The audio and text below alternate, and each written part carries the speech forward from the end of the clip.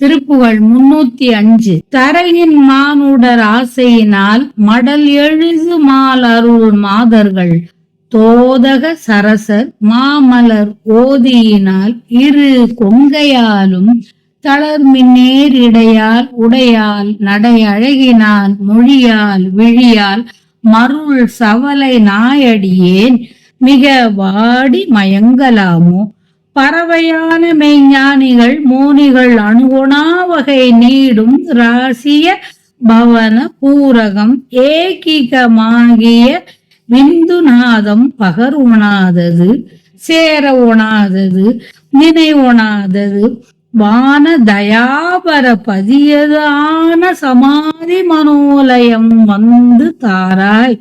சிறை விடாத நிசாசரர் சேனைகள் மடிய நீல கலாபம் அது ஏறிய திரள் வினோத சமேள தயாபர அம்புராசி திரைகள் போல் அலை மோதிய சீதள குடக காவிரி நீள் அலை சூடிய திரி சிராமலை மேலுரை வீர குறிஞ்சி வாழும் மறவர் நாயக ஆதி விநாயகர் இளைய நாயக காவிரி நாயக வடிவின் நாயக ஆனைதன் நாயக எங்கள் மானின் மகிழு நாயக தேவர்கள் நாயக கௌரி நாயகனார் குரு நாயக வடிவதாமலை யாவையும் மேவிய தம்பிரானே.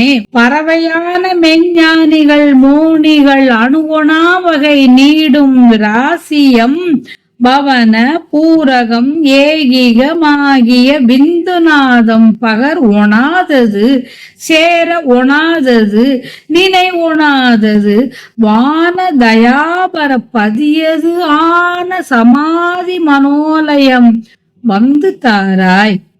வடிவதாமலை யாவையும் மேவிய தம்பிரானே.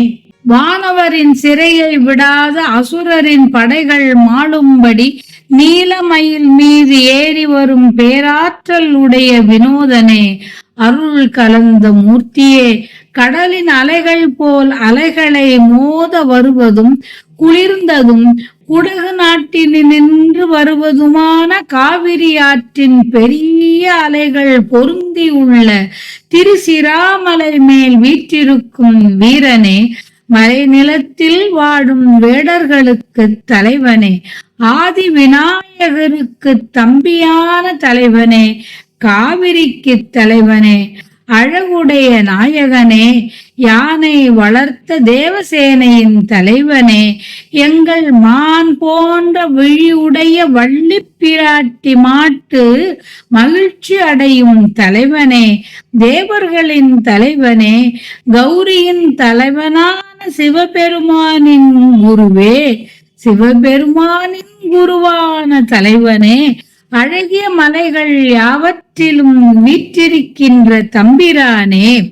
இந்த பூமியில் ஆடவர் காம ஆசையால் மடலை எழுதும் அளவிற்கு அவர்களுக்கு மயக்கத்தை தரும் மங்கையர்கள் வஞ்சனையுடன் காம விளையாடல் செய்பவர்கள் என்ற இவர்களின் நல்ல மலர்கள் விளங்கும் கூந்தலாலும் இரு கொங்கைகளாலும் தளர்ந்த மின்னல் போன்ற இடையாலும் நடை அழகாலும் பேச்சாலும் விழியாலும் மோகமயக்கம் அடைகின்ற சவலை பிள்ளை போல் ஆதரவில்லாத நாய் போன்ற அடிமைப்பட்ட அடியேன் மிகவும் வாட்டம் கொள்ளலாமா. ஓரிடத்திலே தங்கி இராமல் பறவை போன்று எங்கும் தெரிந்து உலவும் மெய்ஞானிகளும் மௌன நிலை கண்டவரும் அணுகுவதற்கு கூடாததால் விலகி விளங்கும் இரகசியமானதும் மூச்சை அடக்குவதால் ஒன்றுபட கூடிய சிவ தத்துவ ஒலியாய் விளங்குவதும் சொல்ல ஒண்ணாததும் விவரிக்க முடியாததும் சேர முடியாததும் நினைக்க அரியதுமான அருள் வடிவான பதிப்பொருளான சமாதி நிலை மன ஒழுக்கத்தை நீ தந்து அருளுவாயாக. நீ தந்து அருள வேண்டும் என்றவாறு